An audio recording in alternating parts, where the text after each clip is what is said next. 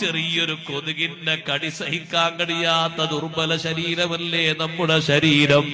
ഒരു ഈച്ചയുടെ കടി സഹിക്കാൻ കഴിയാത്ത ശരീരമല്ലേ നമ്മുടെ ശരീരം. ഹക്കാടുന്ന ഖബറിന്റെ രണ്ട് ഭിത്തികൾ അങ്ങനെ അങ്ങ് വന്ന് ഇടുക്കിയാൽ നബി സല്ലല്ലാഹു അലൈഹി വസല്ലം തങ്ങൾ എന്താ പരിഹാരം കണ്ടത്?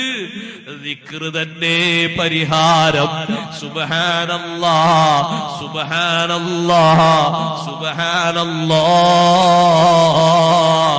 നീണ്ട നേരം തസ്ബീഹ് അങ്ങ് ചൊല്ലിയപ്പോ അതേ ഖബർ പിടുത്തം വിട്ടുപോയി.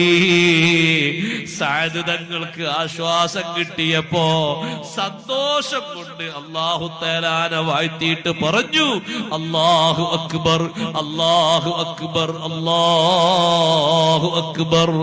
അതുകൊണ്ട് ഖബർ മൂടിക്കഴിഞ്ഞാൽ പെട്ടെന്ന് തന്നെ പൊടിയും തട്ടി പോകരുത്. കുറച്ചു നേരം അവിടെ നിന്നിട്ട് ഖബറാളിക്ക് ഇസ്തിഗ്ഫാർ ചൊല്ലണം, ഖബറാളിക്ക് വേണ്ടി തസ്ബീഹ് ചൊല്ലണം. സാധാരണ നമ്മൾ ചൊല്ലുന്നതിൽ ഇസ്തിഗ്ഫാറും ഉണ്ട്.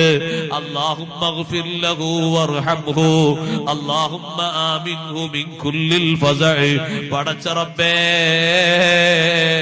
ചോദ്യത്തിന്റെ നേരത്ത് നല്ല സ്ഥൈര്യം കൊടുക്കണേ അല്ലാഹ്.